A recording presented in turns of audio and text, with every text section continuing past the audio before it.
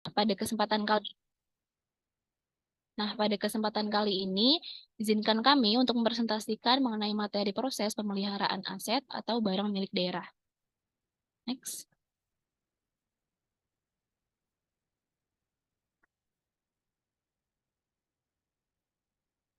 Nah, sebelumnya arti dari identifikasi barang publik itu merupakan proses untuk menentukan kondisi dan juga keadaan suatu barang pada saat melakukan pemeliharaan barang milik daerah. Yang dimana identifikasi barang ini juga bertujuan untuk mengetahui jenis perawatan yang dibutuhkan oleh barang dan menentukan prioritas pemeliharaan barang atau aset yang memang memerlukan pemeliharaan tersebut. Nah, berikut juga ada beberapa langkah identifikasi barang yang umum dilakukan dalam proses pemeliharaan barang milik daerah. Yang pertama itu ada pengecekan fisik barang, di mana pada pengecekan fisik barang ini bertujuan untuk mengetahui kondisi dan juga keadaan barang, apakah rusak atau tidak, serta bagian mana yang memang perlu diperbaiki gitu. Kemudian ada pengecekan dokumen yang di mana ini juga bertujuan seperti untuk memeriksa dokumen-dokumen yang terkait dengan barang seperti sertifikat, faktur, dan juga surat perjanjian sewa. Yang di mana hal ini tuh akan membantu dalam menentukan kepemilikan dan status barang tersebut. Kemudian yang ketiga itu ada analisis data. Jadi dari analisis data itu sendiri, di sini maksudnya untuk menganalisis data seperti mengenai umur dan juga masa pakai barang atau aset milik daerah serta riwayat perawatan yang pernah dilakukan. Jadi dari data tersebut itu nantinya akan eh, membantu menentukan prioritas perawatan dan juga mengoptimalkan dari penggunaan barang agar lebih baik. Kemudian yang keempat itu juga ada pengujian barang. Kalau untuk pengujian barang sendiri itu dilaksanakan pengujiannya jika memang diperlukan. Jadi seperti opsional yang dimana jika ingin melakukan pengujian barang itu hanya berlaku untuk barang-barang tertentu, seperti mengetahui kondisi kondisi teknis barang seperti daya tahannya, terus kekuatannya bagaimana dan juga bagaimana efisiensi penggunaannya. Dan yang terakhir yaitu langkah evaluasi resiko, yang dimana evaluasi resiko ini dilaksanakan untuk mengetahui potensi resiko yang bisa terjadi pada barang, seperti keamanan dan juga keselamatan barang, yang dimana apakah nantinya barang atau aset milik daerah ini terjamin atau tidak untuk keselamatan masyarakat gitu. Dan kemudian juga ketika dikaitkan dengan teori atau aktivitas ekonomi dalam proses pemeliharaan barang milik daerah itu misalnya gedung-gedung pemerintah, berbagai jalan maupun taman yang dibangun, itu pastinya kan memerlukan biaya untuk melakukan perawatan dan perbaikan yang pastinya agar tetap berfungsi dan bermanfaat gitu bagi masyarakat.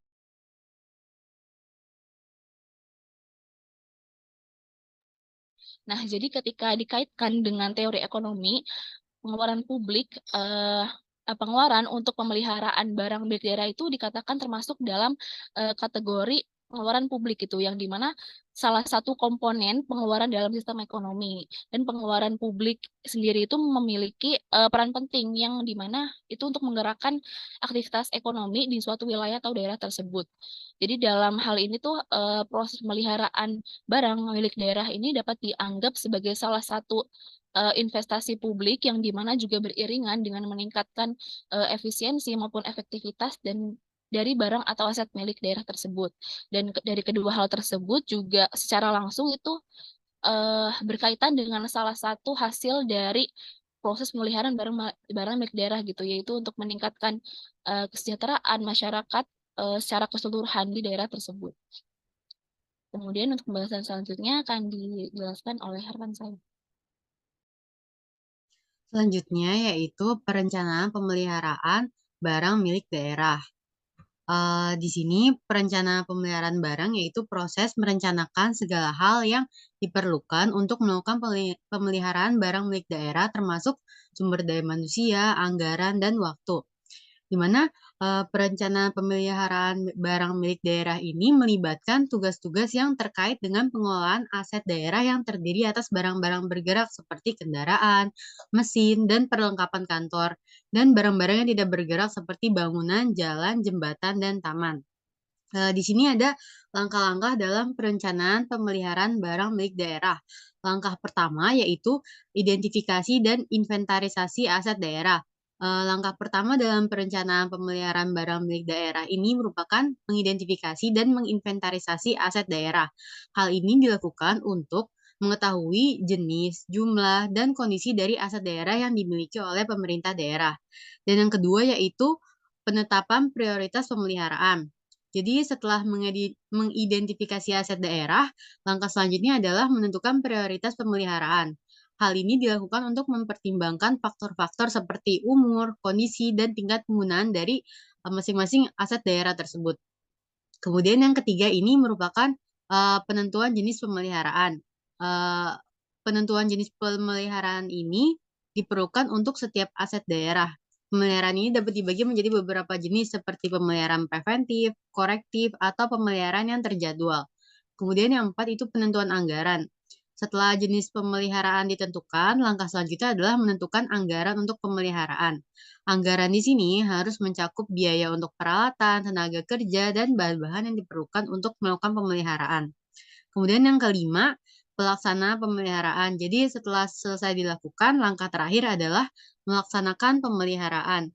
Pelaksanaan pemeliharaan ini harus dilakukan sesuai dengan jadwal dan jenis pemeliharaan yang telah ditentukan sebelumnya. Selain itu, perencanaan pemeliharaan barang milik daerah juga harus memperhatikan faktor-faktor seperti keamanan, kesehatan, dan keselamatan kerja, serta kepatuhan terhadap peraturan dan standar yang berlaku. Dengan melakukan perencanaan pemeliharaan barang milik daerah dengan baik, pemerintah daerah dapat memastikan bahwa aset daerah mereka terjaga dengan baik dan dapat digunakan untuk jangka waktu yang lama. Slide selanjutnya. Di sini ada persiapan untuk pemeliharaan barang milik daerah. Persiapan untuk pemeliharaan barang milik daerah di sini merupakan proses mempersiapkan segala hal yang diperlukan untuk melakukan pemeliharaan barang milik daerah seperti peralatan, bahan, dan tenaga kerja. Jadi sebelum melakukan pemeliharaan barang milik daerah ini, beberapa persiapan perlu dilakukan untuk memastikan bahwa pemeliharaan dapat dilakukan dengan baik dan tepat sasaran.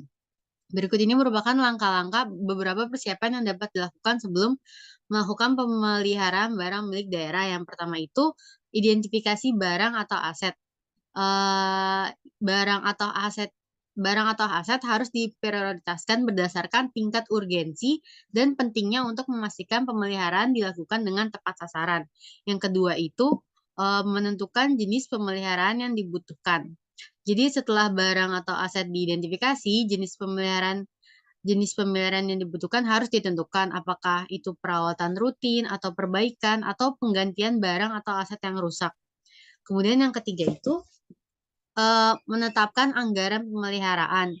Jadi, pemeliharaan barang milik daerah ini memerlukan biaya yang signifikan. Oleh karena itu, penting untuk menetapkan anggaran pemeliharaan yang tepat dan sesuai dengan kebutuhan. Yang keempat itu menentukan jadwal pemeliharaan. Jadwal pemeliharaan harus ditentukan berdasarkan kebutuhan dan tingkat urgensi pemeliharaan. Beberapa barang atau aset mungkin memerlukan pemeliharaan lebih sering dibandingkan dengan yang lainnya. Oleh karena itu, jadwal pemeliharaan harus disesuaikan dengan kebutuhan. Yang kelima itu menyiapkan tenaga kerja dan peralatan. Jadi pemeliharaan barang milik daerah memerlukan tenaga kerja dan peralatan yang tepat dan sesuai. Kita harus memastikan bahwa tenaga kerja yang akan melakukan pemeliharaan ini memiliki keterampilan dan keahlian yang cukup, serta memastikan bahwa peralatan yang digunakan dalam pemeliharaan sudah dalam kondisi baik dan siap digunakan.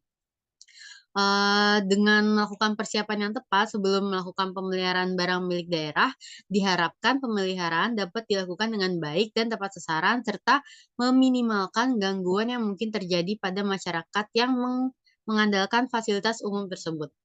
Next slide.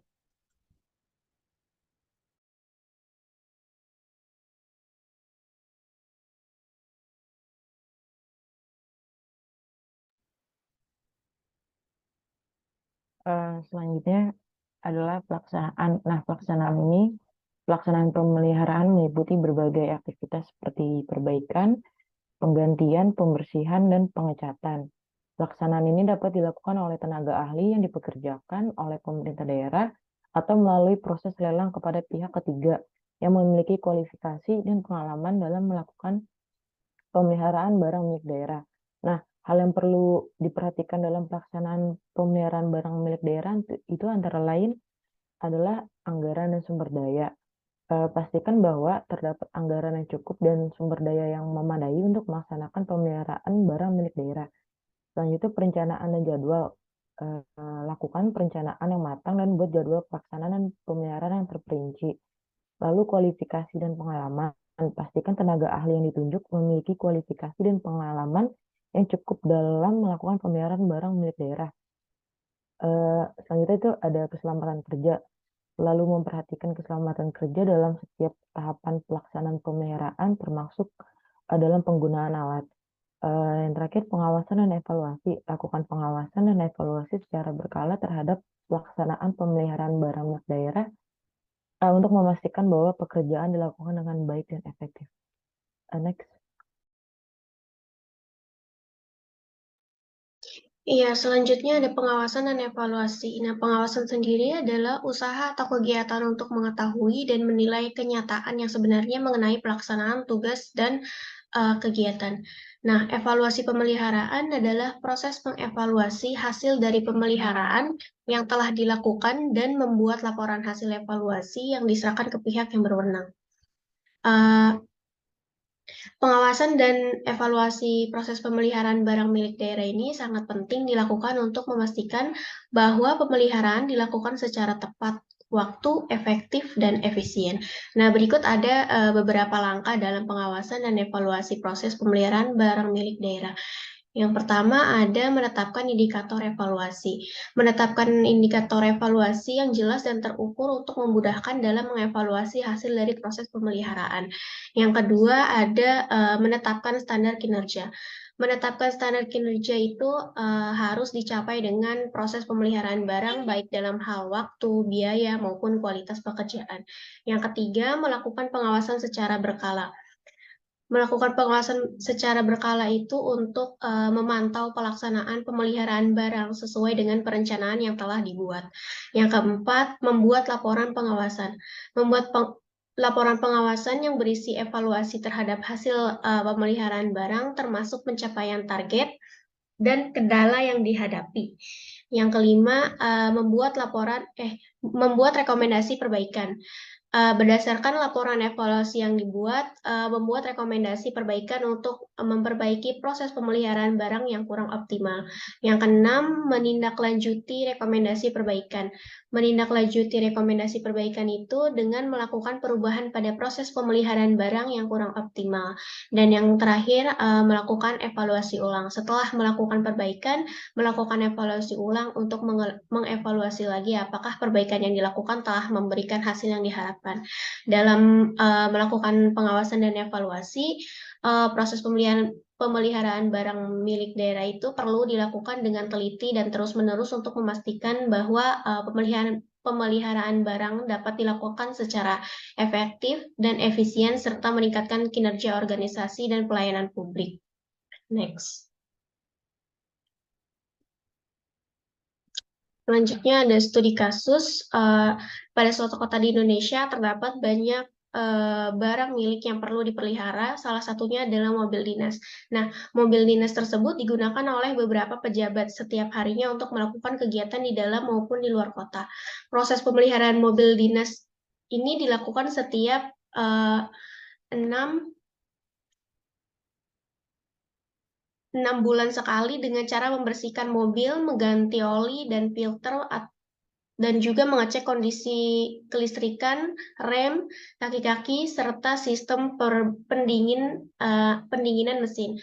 Proses pemeliharaan mobil dinas ini dilakukan oleh staf teknisi yang bertanggung jawab atas pemeliharaan semua mobil dinas di kota tersebut.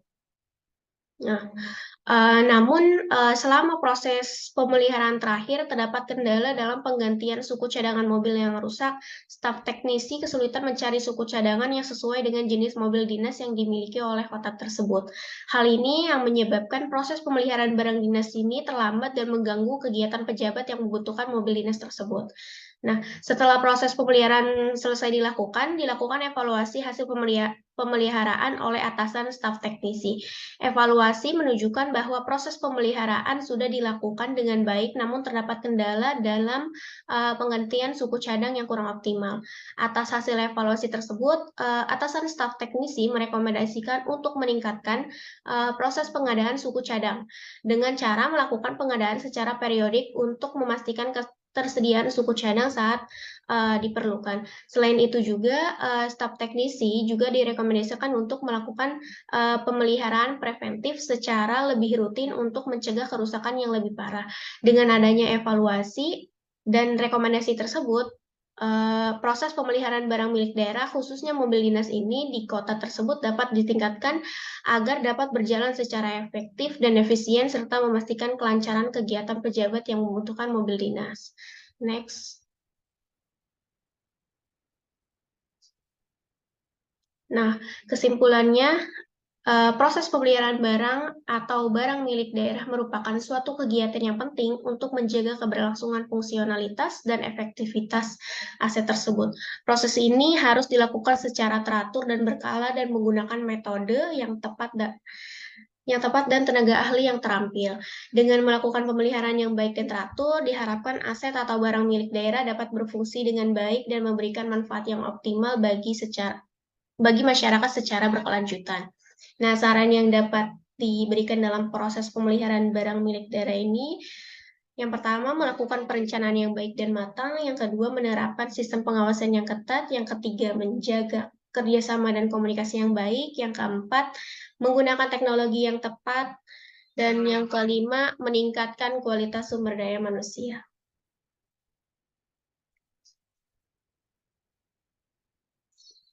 Terima kasih, dikembalikan ke moderator. Baik, mungkin itu saja yang dapat dipresentasikan dari kelompok kedua. Jika ada yang ingin bertanya, dipersilahkan.